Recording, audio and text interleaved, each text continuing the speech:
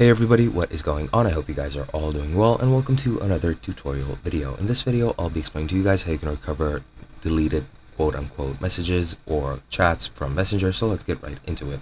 Now, the only way that you can recover a deleted conversation is if you archived it accidentally. If you've deleted it or done anything else without creating a backup, those messages are simply lost to time and you won't be able to find them anywhere else.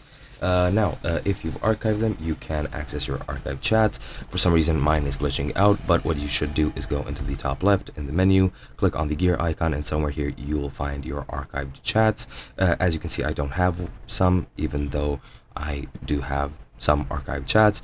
For example, this chat with my friend, I have archived this before, but as you can see, it is still appearing here, even though it is not in my chat window. So I don't know what that is about. That is a glitch or something on my part.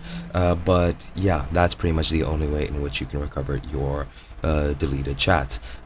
Yeah, as I mentioned, there are suggestions or ways people have thought of.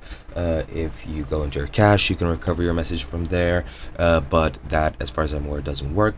You could restore a backup if you've backed your account up through the Meta Account Center.